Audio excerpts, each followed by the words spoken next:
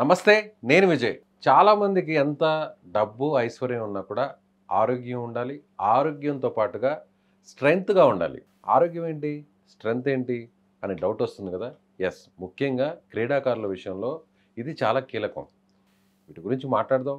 మనతో పాటు వరల్డ్ ఛాంపియన్స్‌కి ముఖ్యంగా క్రికెట్ కావచ్చు, బ్యాడ్మింటన్ కావచ్చు, ఒలింపిక్స్ కావచ్చు, ఇలా అన్ని విభాగాల్లో స్పోర్ట్స్ మెన్స్‌కి అలాగే అర్జున అవార్డు గ్రహీతలకు వరల్డ్ నెంబర్ 1 ప్లేయర్స్‌కు ట్రైనీగా, ఫిట్నెస్ కోచ్‌గా, ముఖ్యంగా స్ట్రెంగ్త్ అండ్ కండిషన్ కోచ్‌గా వ్యవహరించినటువంటి లోమడ రాజు గారు మనతో పాటు ఉన్నారు. మాట్లాడదాం ఆయనతో. సార్ నమస్తే. నమస్తే. సార్ మీరు ఇప్పుడు ది బెస్ట్ ప్లేయర్స్‌కి కోచింగ్ ఇచ్చిన వాళ్ళంటే ఎవరి పేర్లు చెప్తారు ఇప్పటివరకు? బెస్ట్ అంటే నేను మాన్షి జోషి అండ్ తులసి, తర్వాత పివి సింధు. పివి సింధు. ఇంకా క్రికెట్లో? క్రికెట్లో T Suman, Pragyan Ojha, Rishith Reddy under nineteen world cup winner. Okay. Satwik Sairaj badminton. Olympics PV Sindhu and Tulasi. అలాగే మీరు సాధించినటువంటి ఫీట్స్ కావచ్చు, అచీవ్మెంట్స్? 4 గోల్డ్ మెడల్స్ కొట్టాను సార్ నేషనల్ లెవెల్లో 4x400 metres. As a player, as a player sir. తర్వాత 6 silver medallist, 5 bronze medal in national level. Right. ఏ games? Athletics sir. 2006లో record చేశాను. స్టిల్ నౌ బ్రేక్ కాలేదు, అలాగే ఉంది. సో దట్ ఈస్ నాకు ఇదన్నమాట. అప్పుడు నాకు నాగపూర్ రమేష్ సార్ కోచ్ ఉన్నాడు. సో ఆయన దగ్గర నేను సాయిలో ఉన్న స్పోర్ట్స్ అథారిటీ ఆఫ్ ఇండియాలో 8 ఇయర్స్ నేను ప్లేయర్గా నేను చేశాను అనమాట, అచీవ్ చేశాను. అక్కడ నుంచి వచ్చిన తర్వాత నేను ఐ కంప్లీటెడ్ ఫర్ ద స్పోర్ట్స్లో స్టేట్ క్రికెట్ టీమ్ కోచ్గా ఉన్నాను 2 ఇయర్స్. తర్వాత లాస్ట్ 10 ఇయర్స్ నేను ఇండియా టీమ్కి బ్యాడ్మింటన్ టీమ్ కోచ్గా ఉన్నాను. ఇక్కడ నేను అచీవ్మెంట్ చేశాను సార్, ఏషియన్ ఒలింపిక్స్ లెవెల్లో మెడల్ కొట్టడము, తర్వాత ఇవన్నీ చాలా హ్యాపీ అనమాట. తర్వాత నేను ట్రావెల్ చేశాను, ఇండియా టీంతో ట్రావెల్ చేశాను అనమాట. సింగపూర్ కానీ, Malaysia, China, Switzerland, Denmark, Ireland, England, all England championship వీటన్నిటికీ నేను ఇండియా టీంకి రిప్రజెంట్ చేశాను. The blessings for the Gopi sir. Gopichand నాకు చాలా అప్పుడు చాలా ఎంకరేజ్ చేస్తారు అన్నమాట నాకు. ఓకే. పర్టికులర్గా ఫిట్నెస్ కోచ్ని చూసాం, ఫిజియోని చూసాం. స్ట్రెంగ్త్ అండ్ కండిషన్ కోచ్ అంటే ఏంటి? ఈరోజు గేమ్ చాలా స్పీడ్ అయిపోయింది సార్. మీరు బ్యాడ్మింటన్ తీసుకోవచ్చు, క్రికెట్ తీసుకోవచ్చు, టెన్నిస్ తీసుకోవచ్చు, ఎనీ గేమ్. ఒకప్పుడు గేమ్ లాగా ఇప్పుడు లేదు. ఒకప్పుడు క్రికెట్ అంటే కన్నా 60 ఓవర్స్ మ్యాచ్ ఉండేది. టెస్ట్ మ్యాచ్లు 60 ఓవర్స్ మ్యాచెస్ జరిగేది. రాను 50 ఓవర్స్ అయిపోయింది. 50 ఓవర్స్ ఇంకా T20 జరుగుతుంది. సో ఈ T20కి డిఫరెంట్ టైప్ ఆఫ్ ఫిట్నెస్ ఉంటుంది. అవును. 60 ఓవర్స్కి డిఫరెంట్ టైప్ ఆఫ్ ఫిట్నెస్ ఉంటుంది. అండ్ టెస్ట్ మ్యాచ్కి డిఫరెంట్ టైప్ ఆఫ్ ఫిట్నెస్ ఉంటుంది. ఓకే. టెస్ట్ మ్యాచ్ అంటే 5 డేస్ మ్యాచ్. 5 డేస్ మ్యాచ్ అంటే వాళ్ళకు చాలా స్టామినా ఉండాలి. మెయిన్ ఫోకస్డ్ అక్కడ స్టామినా. అక్కడ కీ రోల్ చేసేది స్టామినా. Strength second part. ఇక్కడ ఫిట్నెస్ అంటే దాని తగ్గట్టు మనం మారుస్తూ రావాలి. అన్ని ప్లేయర్స్ అన్ని ఫార్మాట్ ఆడాలి. ఆ ఫార్మాట్ తగ్గట్టు మనం ముందే ప్రిపేర్ అయి ఉండాలి. ఎస్, దీనికి ఇలా ఉండాలి, దీనికి అంటే ఒక టెస్ట్ మ్యాచ్ ప్రిపేర్ అంటే ఎన్ని టెస్టులు ఉన్నాయి, టెస్టులు ఆడుతున్నప్పుడు ఎన్ని మ్యాచెస్ ఆడాలి, ఎన్ని రోజులు ఆడుతున్నాడు, బ్యాటింగ్ ఒక సపోజ్ సెంచరీ చేశాడు, డబుల్ సెంచరీ చేశాడు, నెక్స్ట్ దానికి ప్రిపేర్ అయి ఉండాలి, నెక్స్ట్ ఫీల్డింగ్ కూడా చేసి ఉండాలి, మళ్ళీ సెకండ్ ఇన్నింగ్స్ కూడా ఆడాలి. అప్పుడు ఎంత స్టామినా ఉండాలి అతనికి. సో అందుకని చెప్పేసి ఎప్పుడు అలర్ట్గా ఉండాలి. ఆ టైప్ ఆఫ్ ఫిట్నెస్ మనం ఎప్పుడు వాళ్ళకి ప్లేయర్స్కి ఇవ్వాలి. అలాగే T20కి వస్తేలకి స్పీడ్. సో దాని తగ్గట్టు మనం ప్రిపేర్ అయి ఉండాలి. ఈ టైప్ ఆఫ్ ఫిట్నెస్కి strength and condition main key role అనేది కదా. ఇక్కడ ఎన్ని మ్యాచెస్ ఉన్నాయి, ప్లేయర్ ఏంటి, ఇక్కడ coach and strength and condition coach and physio ముగ్గురు కూర్చొని మాట్లాడతామంట, డిస్కస్ చేస్తారు. ఒక ప్లేయర్ గురించి సపోజ్ ఒక ఎక్స్ ప్లేయర్ తీసుకుంటే అతనికి అడ్వాంటేజ్ ఏంటి, డిసడ్వాంటేజ్ ఏంటి, కానీ అతను మనం ఏ విధంగా చేసుకోవచ్చు. అంటే అతను ఫిట్నెస్ని కూడా పరిగణలోకి తీసుకుంటారా? ఖచ్చితంగా. అది తీసుకోలేకపోతే మన అతనికి ఎక్కడ మనము అంటే చిన్న ఇష్యూ ఏమైనా ఉందా, సపోజ్ ఒక చిన్న ప్రాబ్లం ఉంటుంది, ఆ ప్రాబ్లము సరే ఏం కాదు మనం ఆడిపిస్తే ఆ ప్రాబ్లం ఎక్కితే నెక్స్ట్ మళ్ళీ 3-4 మ్యాచెస్ ఇబ్బంది పడతాం. So that is the reason of ఆ టైంలో ఏంటంటే ఫిజియోకి కూడా రిపోర్ట్ చేయాల్సి వస్తుంది. Physio, doctor and coach strength నలుగురు కూర్చొని డిసైడ్ చేస్తారు ఏంటి. ఓకే. ఇప్పుడు ఫిజియో అంటే మనం చూస్తుంటాం క్రికెట్ మ్యాచ్లో జరుగుతున్నప్పుడు ఫిజియో ట్రైనర్ అంటుంటారు. ఏదైనా చిన్న దెబ్బ తగిలినా, ఏదైనా పడిపోయినా, బాల్ తగిలినా కూడా ఇమీడియట్గా పరిగెత్తుకుంటూ వచ్చి చూస్తుంటారు, చెక్ చేసుకొని ఆలార్ గుడ్ అంటే మళ్ళీ వెనక్కి వెళ్ళిపోతుంటారు ఇమీడియట్గా. మనకి ఫిట్నెస్ ట్రైనర్ అంటే మామూలుగా తెలిసిందే, కోచ్ లాగే ఫిట్నెస్ ట్రైనర్ ఉంటారు. పర్టికులర్గా మీరు మీ డిజిగ్నేషన్, మీ ప్రొఫెషన్ చూస్తే స్ట్రెంగ్త్ అండ్ కండిషన్ కోచ్ అంటే ఏంటి, వీళ్ళు ఏం చేస్తారు? స్ట్రెంత్ అండ్ కండిషన్ అంటే కన్నా జస్ట్ నార్మల్ ఇప్పుడు మామూలుగా బయట వాళ్ళకి స్ట్రెంత్ ట్రైనర్స్ ఉంటారు అన్నమాట, జిమ్ ట్రైనర్స్. వాళ్ళు ఏంటంటే మజిల్ 1 RM కానీ 2 RM కానీ వాళ్ళు మజిల్ బిల్డింగ్ చేస్తుంటారు. దాని కండిషనింగ్ మీకు తీసుకోవాలంటే దాని స్పీడ్ వాళ్ళు ఓన్లీ ఫర్ జిమ్ చేస్తే అవ్వదు, దాన్ని కన్వర్ట్ అవుతుంది పవర్లెక్ కన్వర్ట్ చేయాలి. పవర్లెక్ కన్వర్ట్ చేయాలి. సేమ్ యాజ్ మీరు క్రికెట్ నుంచి మాట్లాడతాం కాబట్టి బిట్వీన్ ది వికెట్ స్పీడ్ ఉండాలి, సో సేమ్ యాస్టేజ్గా లాంగ్ షాట్స్ కొట్టేదానికి పవర్ ఉండాలి. స్ట్రెంత్ ఉన్నంత మాత్రం కొడతాంటే వెళ్ళదు. సో పవర్ కీ రోల్ వేస్తుంది. ఆ పవర్ కీ రోల్ ఎలా డెవలప్ చేయాలి, ఆ బిట్వీన్ వికెట్స్ ఎలా స్పీడ్ తీసుకురావాలి, ఆ రియాక్షన్స్ చేసేది స్ట్రెంత్ అండ్ కండిషన్ కోచ్ అనమాట. సో అప్పుడు 360 degreesలో వాళ్ళు ఫిట్గా ఉంటారు. అంటే పర్సన్ టు పర్సన్ మారిపోద్ది. ఎస్, పర్సన్ టు పర్సన్ మారిపోతుంది. బ్యాట్స్మెన్కి సపరేట్ ట్రైనింగ్ ఉంటుంది, బౌలర్ సపరేట్ ట్రైనింగ్ ఉంటుంది, వికెట్ కీపర్ సపరేట్ ట్రైనింగ్ ఉంటుంది. ఇలా ప్రతి ప్లేయర్కి పర్సనల్గా ఇలా ఉంటారా? పర్సనల్గా స్ట్రెంత్ అండ్ కండిషనింగ్ కోచ్ అనేవాళ్ళు పర్సనల్గా ఉంటారా, టీంకి మాత్రమే ఉంటారా? సార్ కొంతమంది టీం ఉంటారు సార్. ఆ టీంకి అయితే ఖచ్చితంగా ఒకరు ఉంటారు. తర్వాత కొన్ని పర్సనల్గా వాళ్ళకి మాకు కొంతమంది ఇంకా కావాలి, పర్సనల్గా కూడా కావాలంటే కన్నా వాళ్ళు క్యారీ చేస్తారన్నమాట. అంటే వాళ్ళతో పాటు ఆ ట్రైనర్ కూడా వాళ్ళు పర్సనల్ ట్రైనర్ ఉంటారు, వాళ్ళు కూడా క్యారీ చేస్తారు. కానీ మెయిన్ కీ రోల్ ఏవైతే టీం ఏవైతే ఉన్నారో ఆ team strength and condition coach is key role. ఎందుకంటే అతని మీద చాలా డిపెండ్ అయి ఉంటుంది అన్నమాట. సో ఇంకోటి ఏంటి కన్నా బిఫోర్ మ్యాచ్కి ముందు ప్రిపేర్ చేసేదే స్ట్రెంత్ అండ్ కండిషన్ కోచ్ మ్యాచ్కి. సేమ్ మ్యాచ్ అయిపోయినా కూడాను strength and condition coach is key role. ఎందుకంటే రికవరీ ఎలా ఉంది, ఎంత ఫ్లెక్సిబిలిటీ పెంచుకోవడము, రికవరీ చేసుకోవడము, పూల్ చేయడము, ఇవన్నీ మళ్ళీ స్ట్రెంత్ అండ్ కండిషన్ కిందకి వస్తుంది అన్నమాట. అలాగే బిఫోర్ మ్యాచ్ ప్రిపరేషన్, ఎస్ ఇదో బ్యాటింగ్ అయితే బ్యాటింగ్ ప్రిపరేషన్స్, బౌలింగ్ అయితే bowling preparation, total all the nerve సిస్టమ్స్ని మజిల్స్ని అన్ని యాక్టివేట్ చేయాలి. స్ట్రెంత్ అండ్ కండిషన్ కోచ్ చేసే పని అది అయిపోయినాక నెక్స్ట్ స్ప్రెడ్, అందరూ స్ప్రెడ్ అవుతారు. అంటే బౌలర్స్కి వెళ్ళిపోతారు, బ్యాటింగ్ వెళ్ళిపోతారు, రీహాబ్ వెళ్ళిపోతారు, అంత parts. But first is the priority for the strength and condition coach. Okay Raju garu, మీరు బ్యాడ్మింటన్ ప్లేయర్స్కి కోచ్గా వ్యవహరించారు, అలాగే క్రికెటర్స్కి కోచ్గా వ్యవహరించారు, ఒలింపియన్స్కి కోచ్గా వ్యవహరించారు. ఫస్ట్ ఎవరికి ఉన్నారు సార్? నేను ఫస్ట్ వచ్చేసి క్రికెట్ టీమ్కి స్టేట్ క్రికెట్ టీమ్ కోచ్గా ఉన్నా. ఉప్పల్ స్టేడియంలో మన Hyderabad cricket association state team కోచ్గా ఉన్నా. మెయిన్ కోచ్గా strength and condition coach, strength and condition కోచ్గా ఉన్నా. ఆ కోచ్గా ఉన్న టైంలో నేను దానికి ముందు నుంచి కూడా టీ సుమను, ప్రజ్ఞాన వైజాగ్ వీళ్ళందరినీ నేను ట్రైన్ చేసామని ఆర్ఆర్సీ గ్రౌండ్స్లో. అది చేసిన తర్వాత నేను స్టేట్ క్రికెట్ టీమ్ కోచ్ వచ్చాను. వచ్చిన 2 years చేశాను. అక్కడ under-16, under-23 వీళ్ళందరికీ నేను ట్రైన్ చేశాను అనమాట. ఆ కోచ్గా స్ట్రెంత్ అండ్ కండిషన్ కోచ్గా చేశాను. అది చేసిన తర్వాత అక్కడ చాలా సక్సెస్, అంటే మంచి రిజల్ట్స్ వచ్చాయి అన్నమాట. రిజల్ట్ వచ్చినాక తర్వాత నా వర్త్ అన్ని చూసినాక నాకు కాల్ టు ఇండియన్ టీమ్కి కోచ్గా పిలిచారు. అప్పుడు నాకు రమేష్ సార్ మాకు కోచ్గా ఉన్నాడు, అథ్లెటిక్స్ కోచ్గా. ఆయన నాకు గైడెన్స్లో నాకు కాల్ వచ్చింది.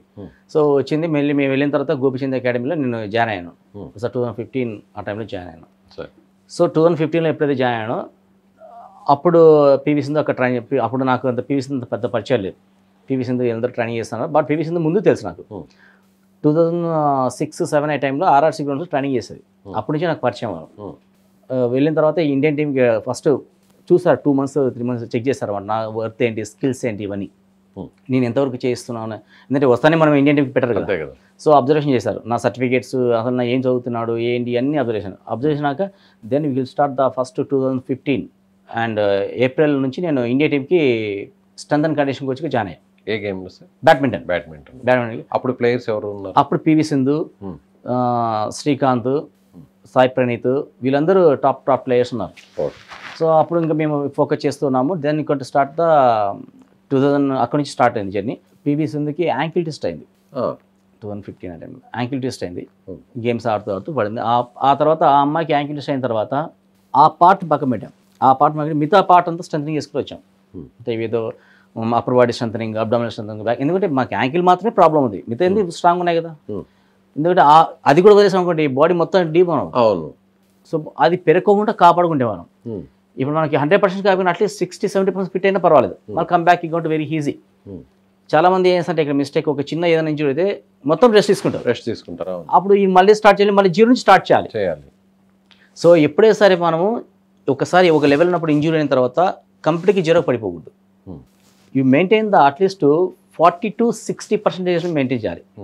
నీ పెయిన్ వచ్చింది, అప్పర్ బాడీ చేయొచ్చు, అబ్డామినల్ బ్యాక్ పెయిన్ చేయొచ్చు, యాంకిల్ డిస్ట్ అయింది, అప్పర్ బాడీ చేసుకోవచ్చు, షోల్డర్ పెయిన్ వచ్చింది, సైక్లింగ్ చేయొచ్చు, అబ్డామినల్ చేయొచ్చు, బ్యాక్ చేయొచ్చు, ఇవన్నీ చాలా వేరియేషన్స్ ఆఫ్.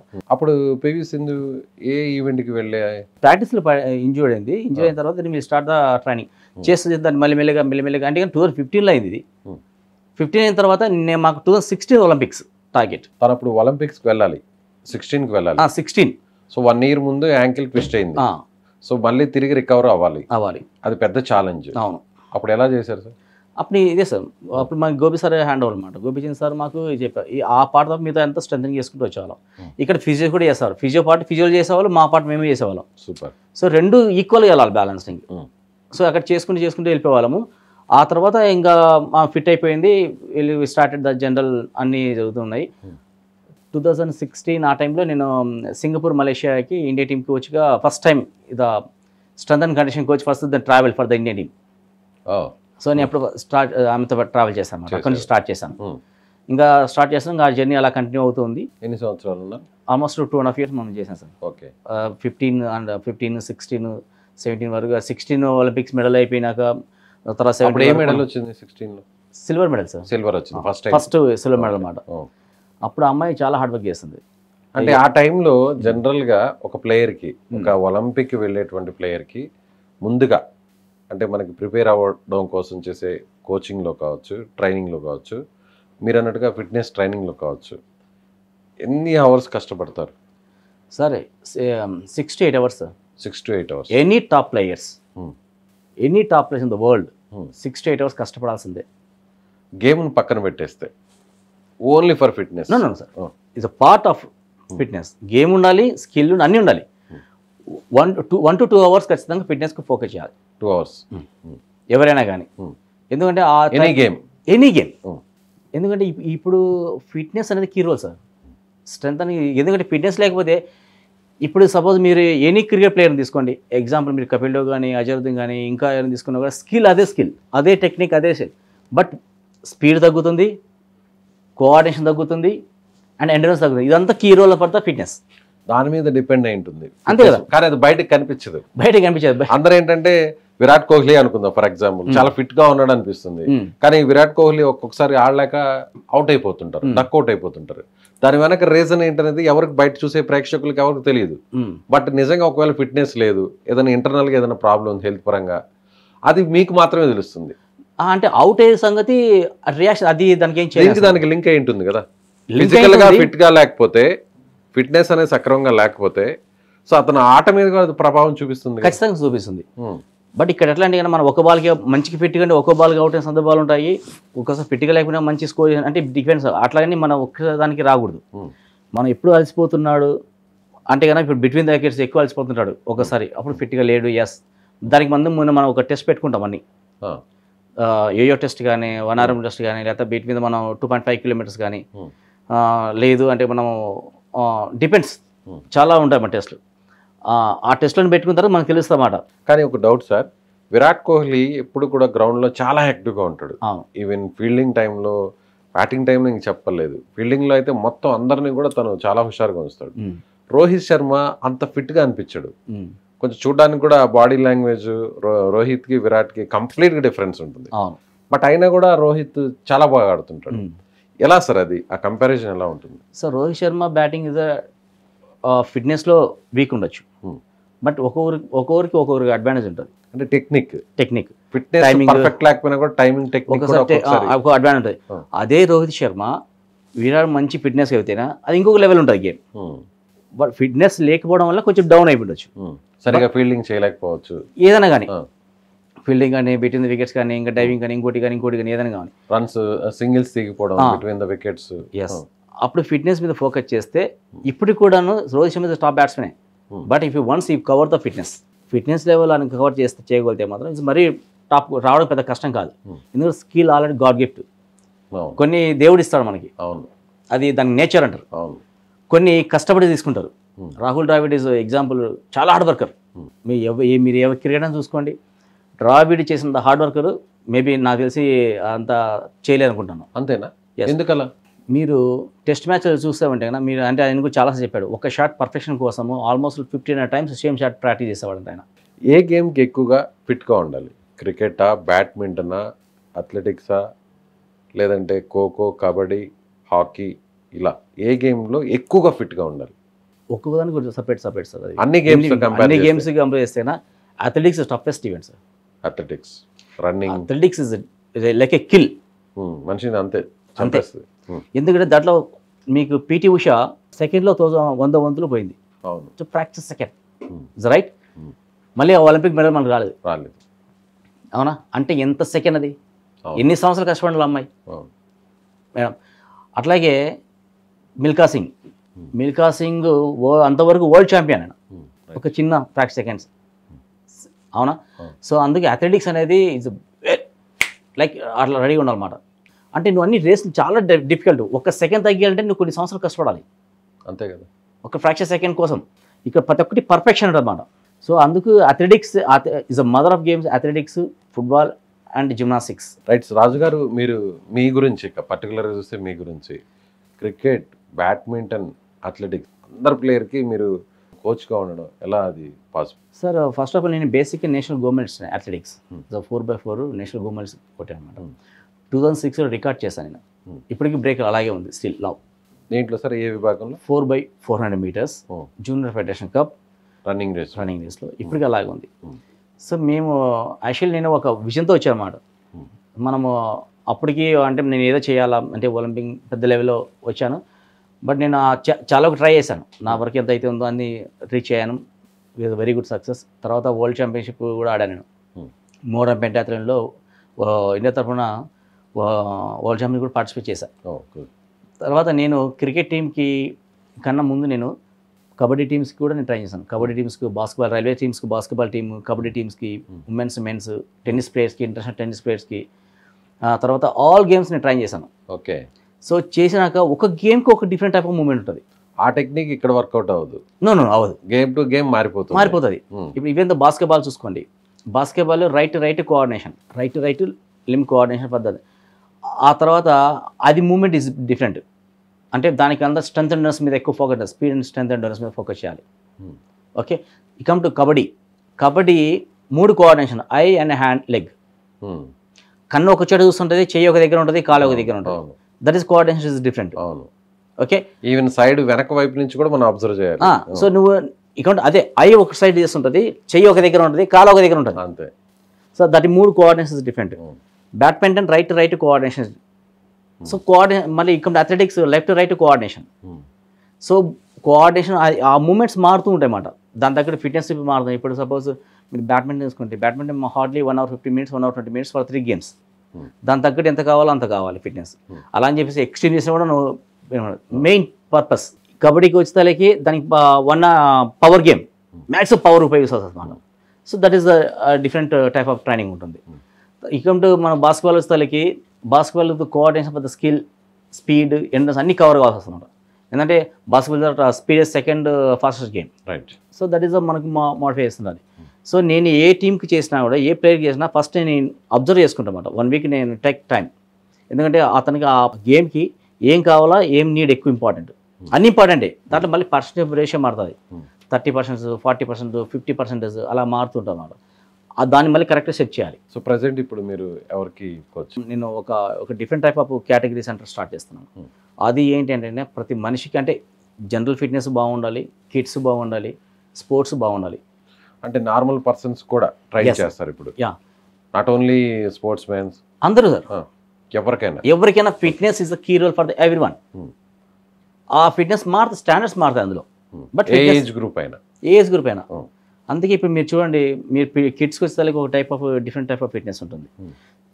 వీళ్ళకి చేసినట్టు పెద్దవాళ్ళకి చేయించడం, పెద్దవాళ్ళకి చేసినట్టు పిల్లలకి చేయించడం. సో ఫస్ట్ వీళ్ళు అన్ని మానిటర్ చేయాలన్నమాట. పెద్దవాళ్ళకి ఏం కావాలి, పిల్లలకి ఏం కావాలి. పిల్లలకి ఈసారి ఈ మధ్య చాలా ప్రాబ్లమ్స్ వస్తున్నాయి పిల్లలకి. మీరు ఒకప్పుడు చూసినలాగా ఇప్పుడు లేదు. So because main 3rd, 4th క్లాస్కే మనకి కళ్ళద్దాలు వచ్చేస్తున్నాయి.